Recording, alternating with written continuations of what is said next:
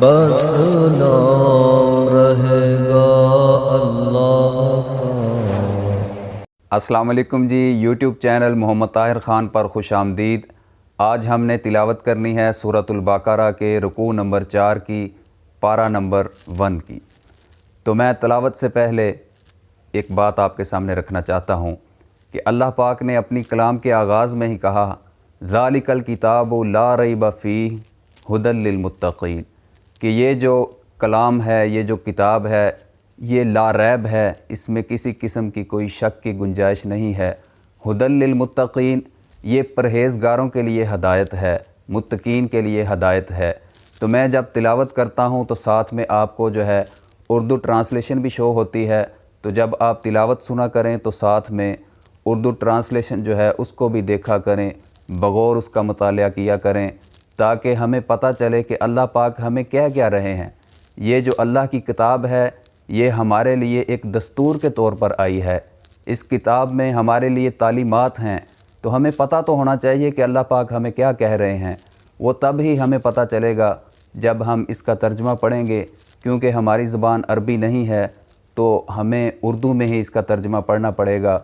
फिर ही हमें पता चलेगा कि हमारा रब हमें कहना क्या चाहता है। तो जब मैं तिलावत किया करूं, साथ में स्क्रीन पर आपको जो तर्जुमा शो होता है उसको आपने पढ़ना है, ताकि आपको भी पता चले कि अल्लाह पाक हमें क्या कहना चाहते हैं। तो चलिए आइए तिलावत करते हैं। फ़क़रऊ मा तयस्सर मिनल क़ुरआन। अऊज़ु बिल्लाहि मिनश शैतानिर रजीम। बिस्मिल्लाहिर रहमानिर रहीम। वइज़ क़ाल रब्बुक लिल-मलाइकति इन्नी जाइलुन फ़िल अर्ज़ि ख़लीफ़ह क़ालू अतजअलु फ़ीहा मन युफ़्सिदु फ़ीहा वयस्फ़िकु द्दिमाअ वनहनु नुसब्बिहु बिहम्दिक वनुक़द्दिसु लक क़ाल इन्नी अअलमु मा ला तअलमून। वअल्लम आदम الأسماء كلها ثم عرضهم على الملائكة فقال أنبئوني بأسماء هؤلاء إن كنتم صادقين. قالوا سبحانك لا علم لنا إلا ما علمتنا إنك أنت العليم الحكيم. قال يا آدم أنبئهم بأسمائهم. فلما أنبأهم بأسمائهم قال ألم أقل لكم إني أعلم غيب السماوات والأرض وأعلم ما تبدون وما كنتم تكتمون.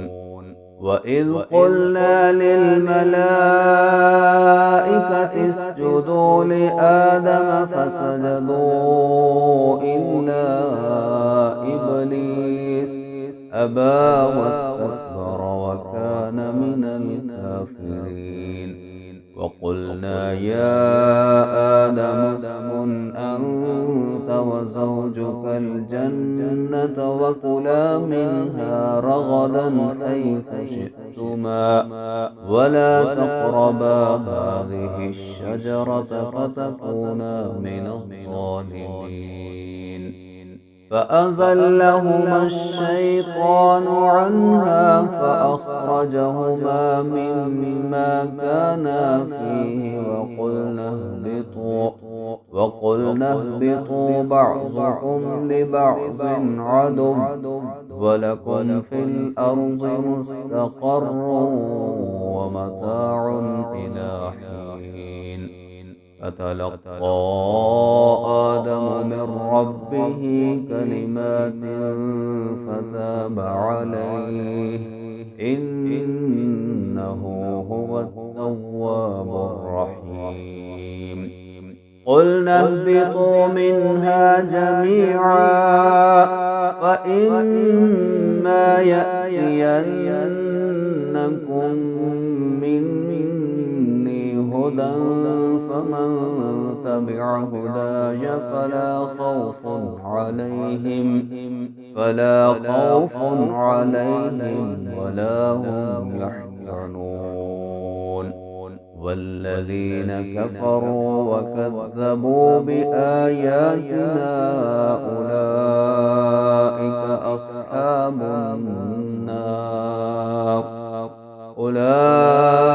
أولئك أصحاب النار هم فيها خالدون।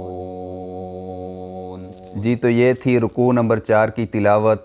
और आपने यकीनन आज ख़ुसूसी जो मैंने कहा है तो आपने उर्दू ट्रांसलेशन जो है इसको बगौर देखा होगा, समझने की कोशिश की होगी कि अल्लाह पाक हमें क्या कहना चाहते हैं। मेरी दिली दुआ है कि अल्लाह पाक आप सबको खुश रखे, सलामत रहें, आबाद रहें। अल्लाह निगहबान।